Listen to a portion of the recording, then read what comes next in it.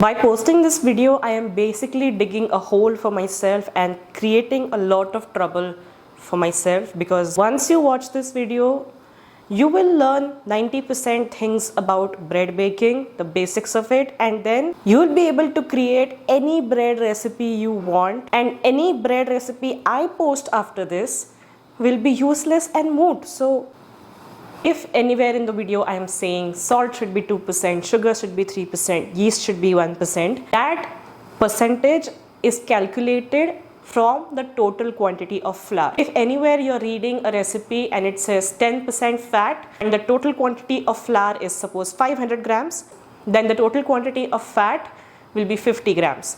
So 10% of 500, that will give you the total quantity of fat. This is the baker's percentages. Very first part of the video, we are going to take a look at the properties of all the ingredients that go into bread making. Understanding the properties of these ingredients is more or even just as important as understanding the bread formula. You can directly skip to the bread formula, understand it, but if you want to tweak the formula in any way that you want, to make the kind of bread that you want, you will need to understand properties of these ingredients, and I'm going to go into a little bit extra detail, so it will be a little bit more technical, but once you do understand it, you will be able to troubleshoot any kind of bread, you will understand any formula ever, and even start making your own bread recipes. Then we will take a look at the actual formula and the ratios. After that, I will give you recipes for some of the most common types of breads and lead you to proper videos. Some of them will be mine, some of them will be others, because I of course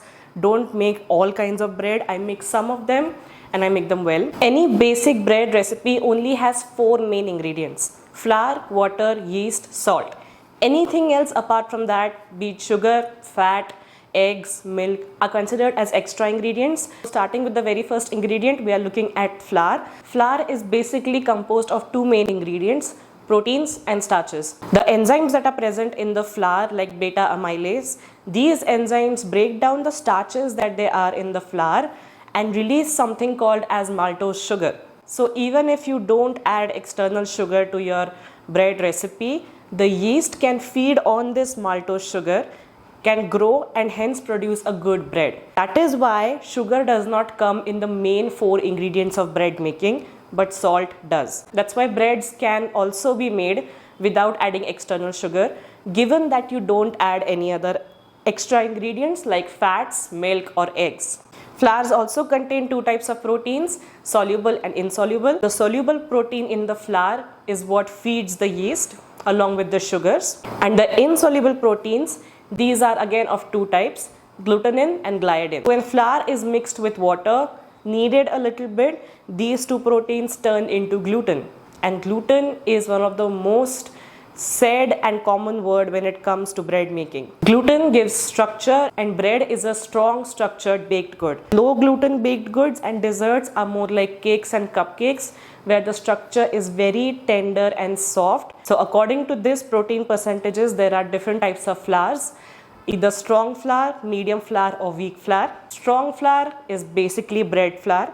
It has high amounts of protein, around 10 to 11%, and can make really good breads. Medium flour, all-purpose flour, or maida, not really great, not really bad as well. A good middle option if you are just getting into bread making. Then there is weak flour, basically cake flour, the kind of flour that has very low protein content, hence will make very little gluten, hence will make your cake softer and tender. One of the biggest issues of using whole wheat flour for bread is that whole wheat flour is not as processed as all-purpose flour. If you look at the structure of the wheat plant, the external part contains something called as bran, and this bran contains high amounts of fiber, which is great for nutrition but very bad for gluten development. Gluten basically comes in strands, which means it is long, has a lot of structure in it. And what the wheat bran does is that it cuts these gluten strands. That's why whole wheat flour breads are not as soft, are denser, and also very small in size. Yes, you can make breads from whole wheat flour, but I would recommend to at least add 50% maida to it, or if you're using 100% whole wheat flour, do not expect that it will be super light, fluffy, airy. Next, and probably the most important thing when it comes to bread making, yeast. And before I even start, yeast has no replacement in bread making except soda bread. If you are looking for no yeast bread, it will not be bread, it will be some type of a very dense cake. Yeast is a single cell organism that feeds on food like sugars, needs moisture and a probable safe temperature. When it gets all these things, it releases CO2 gases. These CO2 gases is what gives volume to our bread dough, hence gives volume to our breads. That's why if you've seen any bread videos or made breads yourself, you will see that the bread dough expands in size and turns almost twice its original size. That is because of the CO2 gas that the yeast has released and the flour has trapped. Yeast has enzymes. These enzymes is what ferments the dough, and this fermentation process cannot be done by any other ingredient. Yeast also mellows out the proteins in the flour, which means it also helps in making the bread softer. Yeast can be found in three forms: compressed yeast, active dry yeast and instant dry yeast. Compressed yeast looks something like this. It is springy to the touch, it is moist and it breaks super cleanly. If your compressed yeast has a butter-like consistency, that means it has gone bad and you cannot use it. Active dry yeast and instant dry yeast are two most common types of yeast that we use. Dried yeast is stronger than compressed yeast.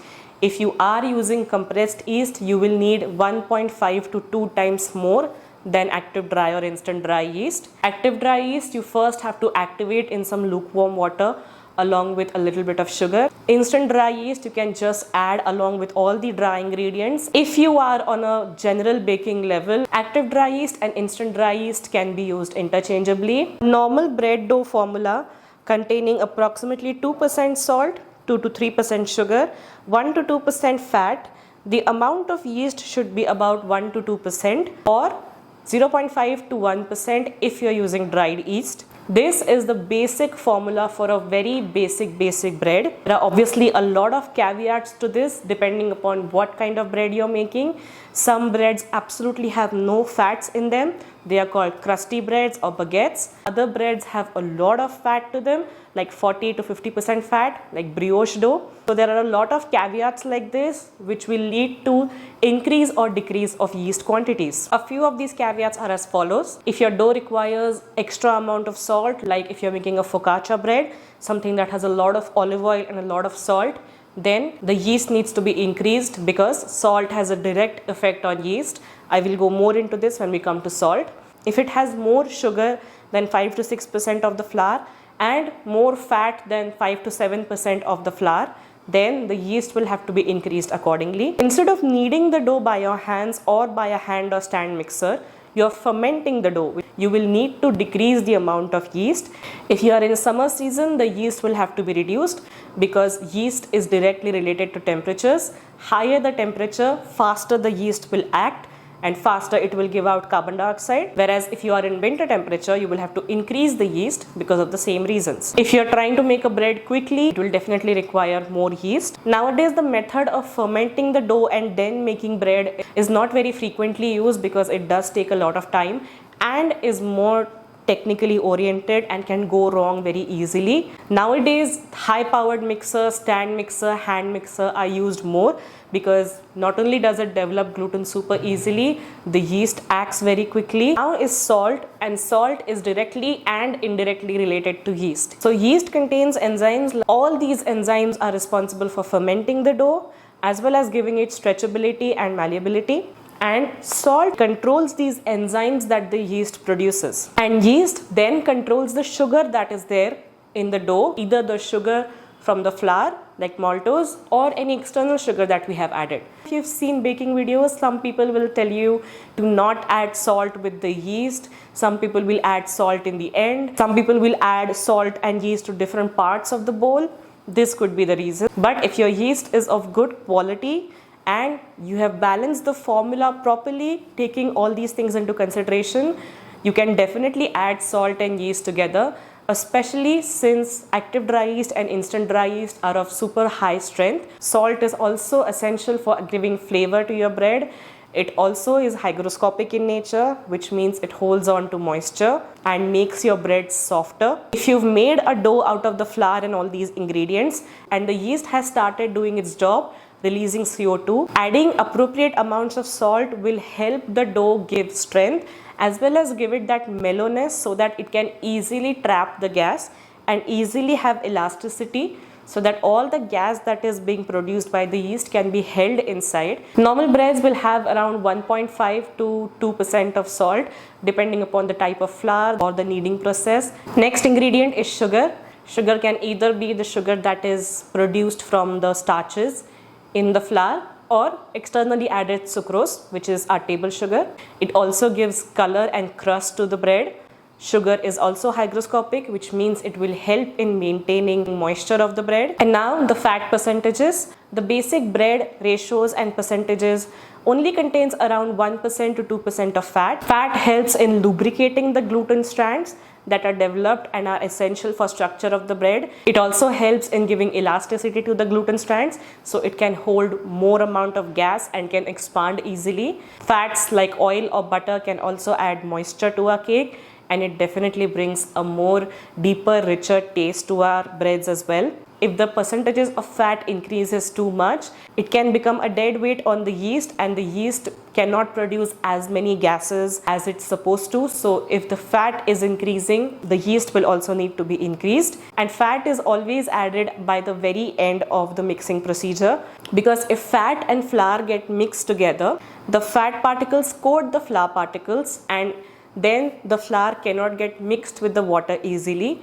because oil and water don't mix, and that makes real issue for gluten formation. Next is milk. Milk is again a very common ingredient for everyday day-to-day breads. Milk adds nutritional value, it gives color to the crust of the bread, it also brings a nice softness and flavor to the bread. Milk also increases the water retention capacity of the flour, so the more milk you add, the more water your dough will retain, and hence your dough might get a little shaggy. Milk also helps in giving a fine web-like structure to your gluten strands. So if you've ever looked at milk breads, especially Japanese Hokkaido breads, those will have a beautiful fine structure in it. Milk actually helps with that. Milk can sometimes have a drying effect on the taste and the eating quality of bread, so that's why milk breads get staler quickly. Milk can be added in either liquid form or powdered or solid form. All will have different effects on the quality and the texture of your dough, so you will have to adjust the fats and the hydration accordingly,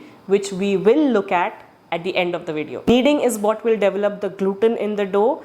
The mixing and the kneading also needs to be done for the perfect amount of time. Over mixing will lead to heating of the dough because we are constantly agitating it, which will lead to too much CO2 production. The bread might also be flat and will have no volume because it has increased in size too much and then collapse. Whereas for undermixing, the gluten formation will not be enough, the structure will not be completely formed, the dough will not have enough elasticity to hold the gas that is being developed. So even though the yeast will be producing the CO2, the dough will not be able to expand.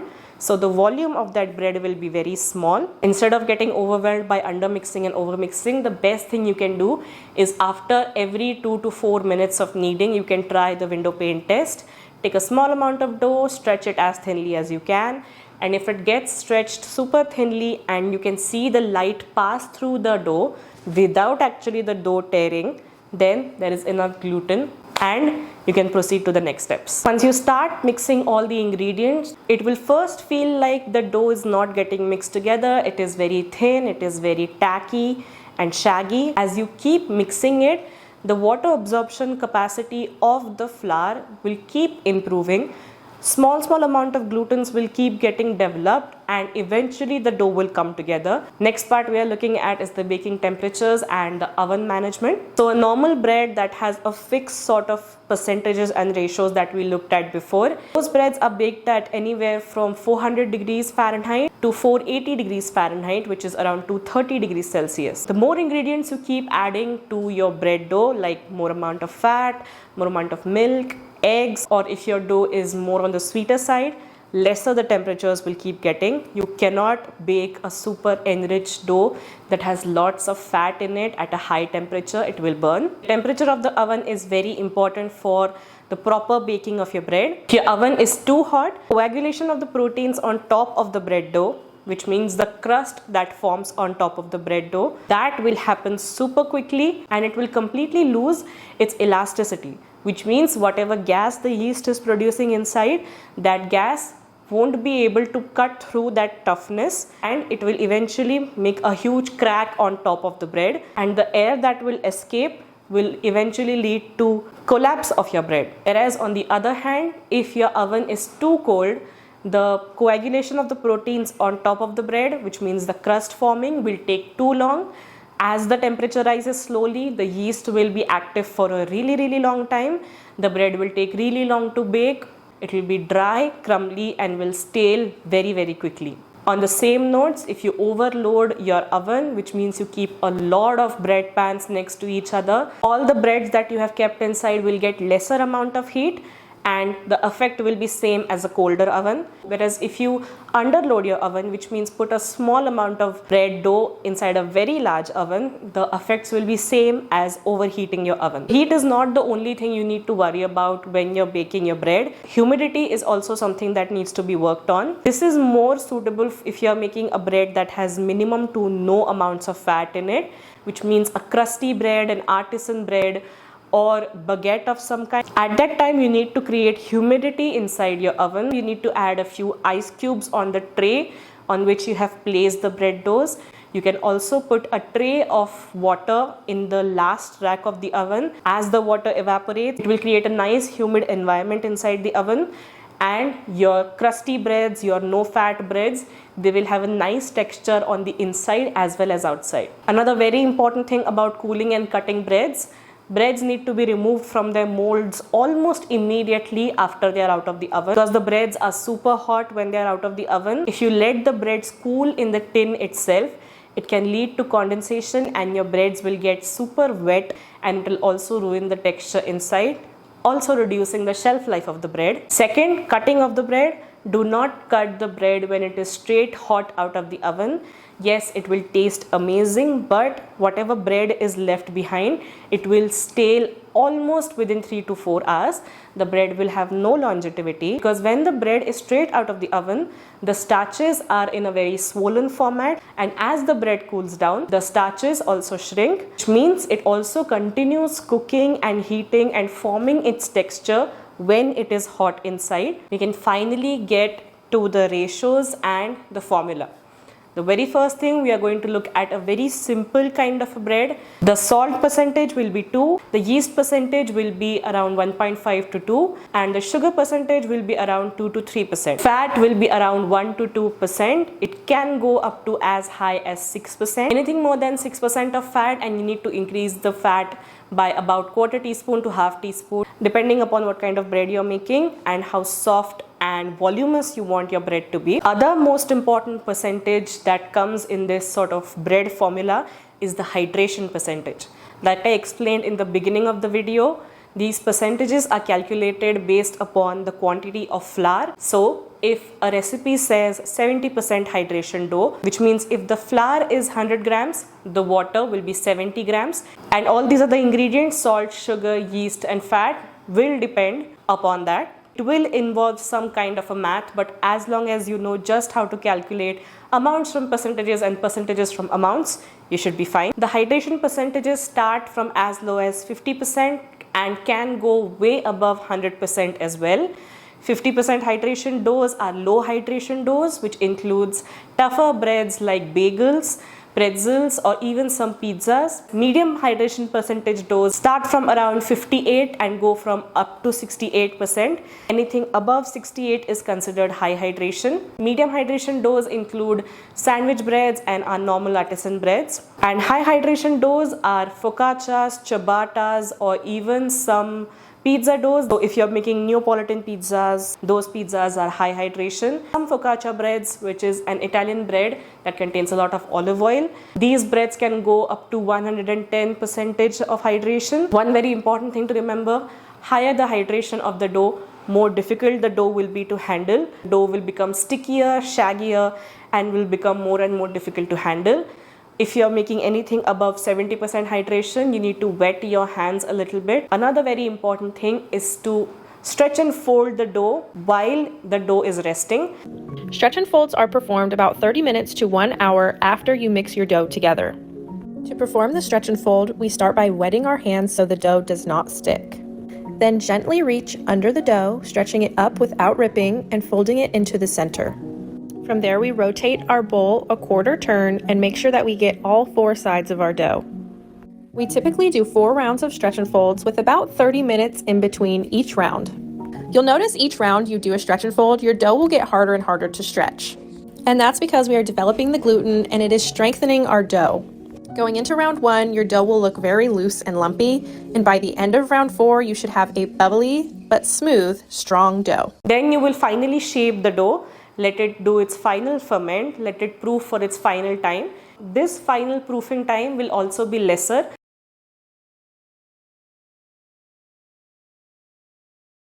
But what about the other kinds of doughs that are more prominent here in India? We don't really go for really crusty breads. We don't go for breads that don't have a lot of fat in them because we love softer breads. We love milk breads. We love paos and buns which have butter in it. How do we balance the formula and calculate the hydration percentages for doughs that have high amount of fats? Let's get into that. A couple of things to remember while you're adding fat. More fat you add, less hydration it will have, and more hydration it has, lesser fat it will be able to amalgamate because oil and fat don't mix well together. You could add some external chemical emulsifiers like GMS. This will help in maintaining higher amounts of fat as well as higher amounts of oil. The more fat you add to a bread dough, the more it spreads sideways, not at the top. But if you want to make a sandwich bread that has a hefty amount of oil or butter in it, what you could do is use a really tall loaf pan. The sides of the loaf pan stop the bread from spreading outwards and it will help in rising it upwards. If you want to add milk to your dough, remember that almost 80% of milk is water, 75% of egg is considered water, 15 to 20% of any butter used is water and other chemicals, whereas oil is 100% fat. So if you had to adjust the hydration of a dough and wanted to use all these other fatty ingredients, this is how you would do it. For example, if you're using 500 grams of flour and you want to keep the hydration to about 60 to 65%, you would require 325 grams of water, 5 grams of yeast, 10 grams of salt, about 7 to 10 grams of sugar. This would be a basic dough. For 6% of butter, it would come to be around 30 grams. But since 15% of any butter is water, 4 grams of this 30 grams would be counted into the hydration. If you wanted to add 125 milliliters of milk, 80% of this 125, which is around 105 grams, will be counted towards the hydration. If you wanted to add 1 egg, where 1 egg is around 55 grams, around 75% of that, which means 41 grams, will be counted towards the hydration. So total of 150 grams would be considered hydration. The rest would be fat and protein. Out of the 325 grams of water, 150 grams of water would come from all these 3 ingredients. Remaining would actually be the water that you would need to add. One thing to remember when it comes to eggs is that egg yolk is pure fat, whereas egg whites is pure protein. So if you keep adding more eggs, it will really make the dough chewy and not in a pleasant way. If you're using eggs, always complement that with either milk or butter. Don't just use eggs in the form of fat. I know there's a lot of math involved in this. You will need a calculator for it. But once you do get the hang of it, it is super easy. You can easily find out how much percentage of hydration is required for different kinds of bread. Now you can easily start experimenting with all these other ingredients like eggs, milk, butter, olive oil, because now you know how the dough will change, how the dough will behave, and how much amount of yeast and all other ingredients you need to increase or decrease if you want to play with all the other ingredients. While you're experimenting with all these ingredients, you need to keep in mind that bread making can be a little bit finicky, a little bit technical, but if you encounter some failures, don't get discouraged. Keep trying with less expensive ingredients, just yeast, water, salt and sugar, because all these 4 ingredients are super inexpensive. Once you get a hang of it, you can then start incorporating fats into it, like expensive fats like olive oil and butter. You will now know how to troubleshoot the bread, because if something doesn't come out well, you will know where you went wrong.